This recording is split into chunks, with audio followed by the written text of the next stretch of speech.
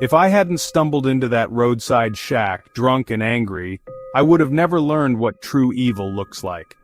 My name's Garrett, and what I'm about to tell you nearly cost me my life. This happened in the early 90s, back when I was a wild 18-year-old in a small town near northern Georgia. I was a heavy drinker, a pool hustler, and I didn't care about anything but girls and gambling. If there was trouble to find, I'd be the one already in the middle of it. That night started like any other. I had just beaten a guy from out of town in a big pool match. Someone said he was from the islands, maybe Puerto Rico. My buddy Jerry, who'd fronted the bet, took me out drinking at a roadside general store that sold moonshine out the back. Jerry was loud, rich, and always joking around, until I'd had too much to drink and got into a shouting match with him. He left me there. Now, I was drunk, alone, and still had cash in my pocket. Not a great combination. I wandered off, hoping to find a little company. That's when I saw them. 3 girls sitting outside a small wooden shack at the edge of a dirt road. The area was weirdly quiet. No houses around, just one streetlight flickering near the trees. They didn't speak when I said hi, they just stared. 2 sat facing me. The third had her back turned. I walked over, figuring I'd try my luck. "You girls from around here?" I asked, slurring my words. No reply. I was too drunk to care. I sat down near the one facing away from me and tried again. "Hey, you lonely? Maybe I can help." She finally turned her head. Her name was Samantha. Even in the shadows I could tell. She was beautiful. Way out of my league. Long dark hair, pale skin, and her voice, calm and soft. "You've had too much to drink," she said. "Where do you live?" I laughed. "Back in town, but that's a long walk." "You shouldn't walk alone. Come sleep at our place tonight. You can head back in the morning." I hesitated for a second. But come on, 3 girls, alone in a cabin inviting me in? Drunk, me thought it was a dream come true. She told me the others were her sisters, Beth and Emily. Their mom was away, she said. They'd be happy to take care of me for the night. We started walking. At first I thought the place was nearby, but the more we walked, the darker it got. Soon there were no houses, no lights, just tall trees and endless farmland. I grumbled, said something about how far it was. She looked back at me and smiled. "Don't worry, Garrett. We'll take good care of you." Her voice made my skin prickle. In a good way, I thought. Finally we reached it, a tall, creaky cabin raised on wooden stilts. There were no power lines, just a dim oil lamp by the porch. One of the girls was waiting at the window, the other stood at the top of the steps with a lantern. "This is Beth," Samantha said, pointing to the chubbier one at the window. "And that's Emily." The youngest, pretty and quiet, nodded at me from the porch. "Garrett, you'll sleep inside with us," Samantha said. "We have room." The inside was surprisingly clean. No furniture really, just bamboo floors, handmade curtains, and a clay stove that looked unused. There wasn't a bed, just a mat and some thin quilts. They said I'd sleep in one of the back rooms. They'd stay in the main area. Samantha handed me a cloth and said I needed to clean myself. "You reek of alcohol," she laughed. "We're very clean here. We don't like our guests stinking up the place." I laughed awkwardly and wiped myself down with the cloth she gave me, but the thing stank like sour sweat. I grimaced. It smelled like something had died in it. Beth came in with a new towel and a bucket of clean water. She scrubbed my arms with slow, careful strokes. I was uncomfortable, but part of me, the stupid drunk part, was still holding out hope something else might happen. Eventually, they gave me dry clothes and even fed me. Canned food and corn rice, they said. I laid down on the mat in the back room. One thin pillow, one tiny sheet. And I waited.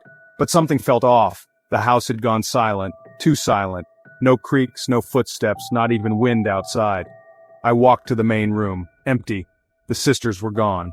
The front door was wide open. I stepped onto the porch. It was raining lightly, but the air was hot. Muggy, wrong. I couldn't see anything in the fields below, just shadows. I waited there for a long time, but no one came back. Just when I was about to head back in, the lamp near the stove went out. Then I heard it. A sound. High-pitched, like a bat shrieking. Then another one. A gurgling croak. Something unnatural. My hair stood on end. I lit my lighter and rushed to the lamp, got it going again, and then I saw it. At the window. Something was hanging upside down, not a person, a thing. Pale gray skin, long fingers, a face like a human bat. It blinked slowly, then vanished. I spun toward the porch. Emily was standing there, back turned, motionless. "Emily?" I whispered. "Something's outside." She didn't respond. Then the lamp went out again. And that's when the real nightmare began. I fumbled with the lighter, my hands trembling, the sweat making it slip in my fingers. My heart pounded so loud it echoed in my ears. When I finally sparked the flame and relit the lamp, Emily was gone. The porch was empty, and the only sound was the creaking of wood under my feet and that awful high-pitched screech still ringing in my head. I turned to go back inside, but something caught my eye. There was a figure hanging upside down from the window frame again. This time, it was two of them, one perched, the other dangling like some oversized bat, claws gripping the wooden ledge. I recognized Samantha's yellow dress on the perched one, but her face, God, her face looked nothing like it did earlier. It was aged, wrinkled, twisted. Her eyes glowed faintly, and her mouth, it stretched too wide, revealing long, brown, decaying teeth. The hanging one turned slowly. It was Beth. Her head tilted unnaturally, smiling at me with black, rotting gums. "Don't scream. No one can hear you out here." I did exactly the opposite. I ran back inside the room and slammed the door shut. I looked for a window to escape, but before I could reach it, something blocked my path. Emily. She was on all fours at the window, her head twisted sideways, her hair hanging like vines. Her fingers were longer now, the nails sharp and curled like talons. Her skin was stretching like something underneath was trying to crawl out. I backed into the wall, shaking. My breath was short, the room spinning. Suddenly something grabbed my arm and yanked me back hard. Samantha. She was on top of me before I could scream. Her strength was unreal. She wasn't a girl anymore. Her skin sagged, her hands were like claws, and her breath smelled like rot and sewage. She leaned down, her cracked lips grazing my ear. "You're just like the others. Easy, filthy, tasty." I tried to push her off, but I couldn't move. Beth pinned down my legs, Emily crouched by my head, grinning with a mouth too wide for her face. I could feel their breath on my skin, it burned like acid. Then came the pain. Samantha's nails dug into my stomach, deep. I screamed. Blood poured down my side. I tried kicking, thrashing, anything but Emily stepped on my neck, pressing down until I felt my vision blur. My mouth opened but no sound came out. I thought I was going to die. That's when the gunshot echoed. Boom! Everything stopped. The creatures screeched inhuman cries and leapt off me, vanishing through the window like shadows melting into the night. I gasped for air, barely conscious. My chest burned, my vision hazy. Voices filled the cabin. "Garrett, are you in here?" Jerry's voice. Then another, older, gruffer. "He's upstairs, I see blood." Boots slammed on the stairs. I tried to shout, but only coughed up blood. Two figures burst through the door.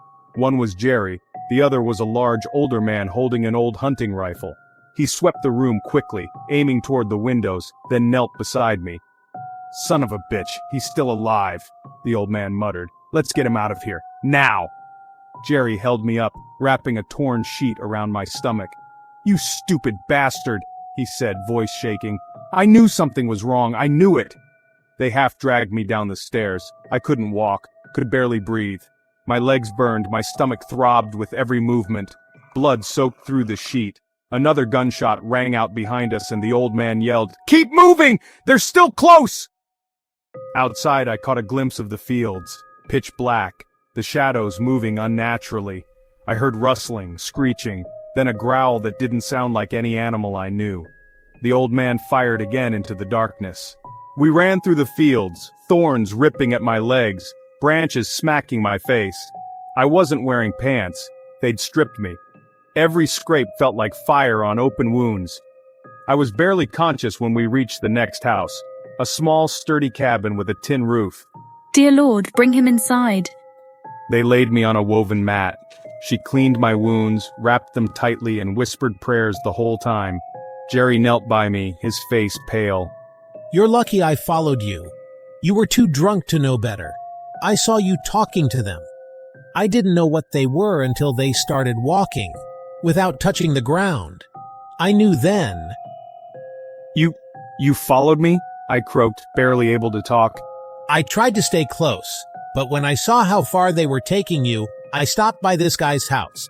Said his name's Owen. He knew the stories. They're called flesh witches around here. Feeders. Lure drunk men from town. Seen it before. Never been this close, though. I tried to sit up, but pain exploded in my side. I collapsed. Don't move. We'll send folks in the morning to burn that place down. The woman covered me with a blanket.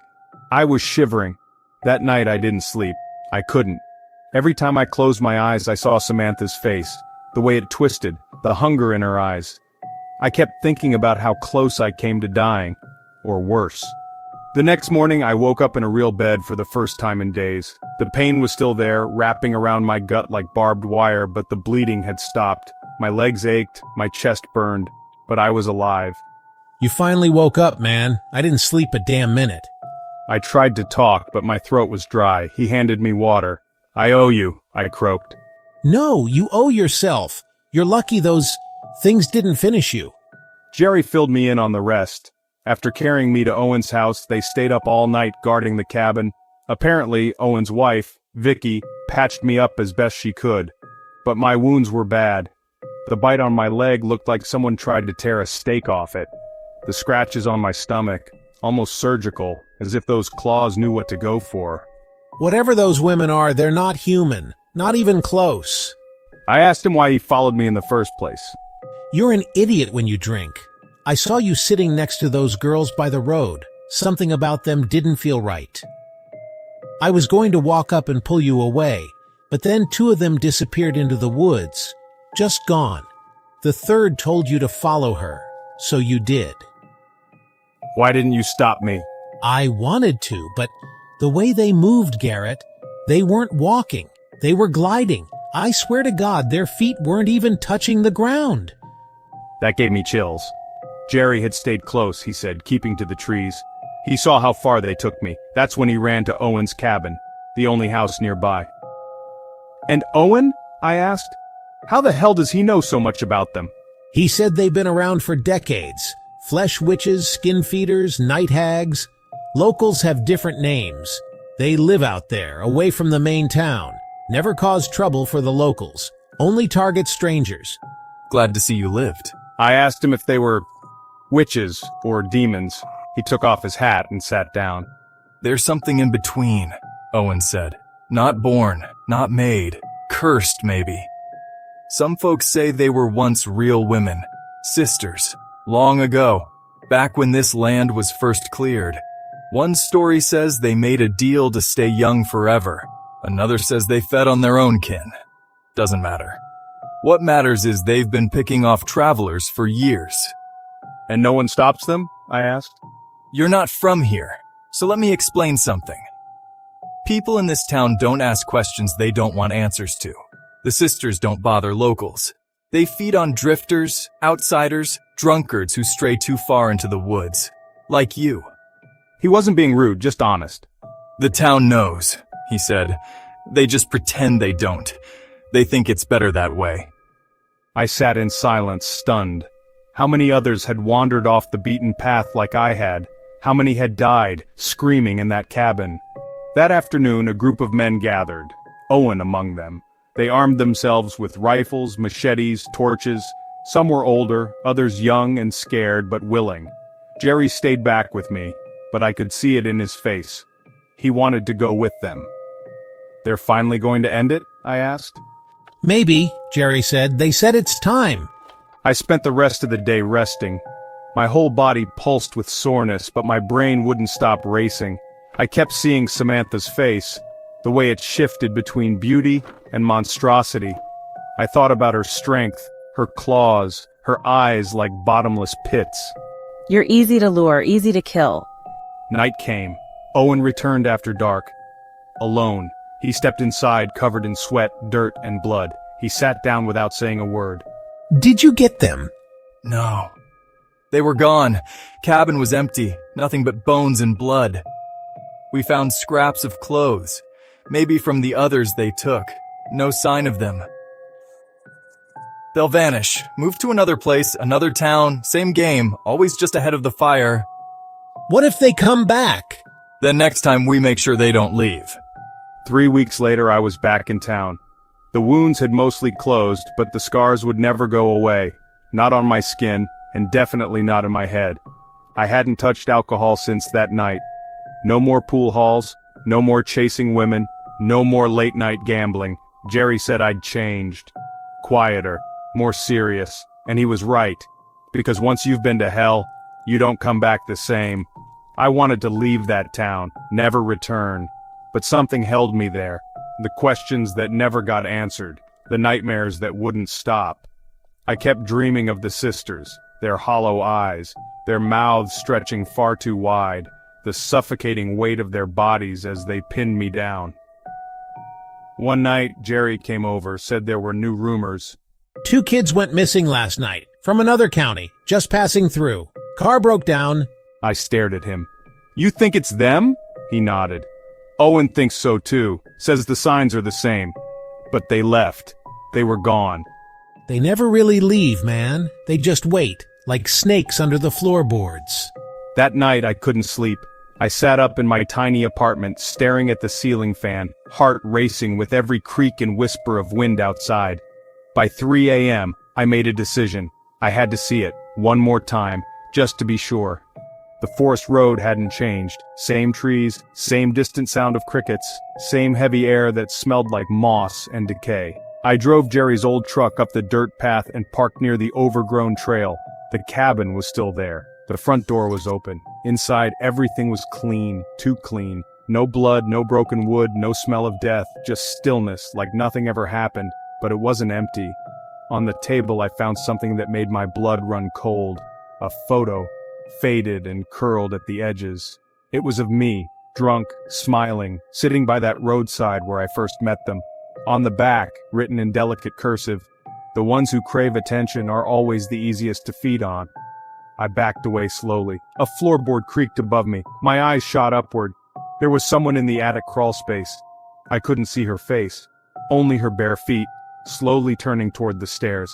I ran, down the porch, into the field, into the woods. Branches clawed at my arms. My lungs burned.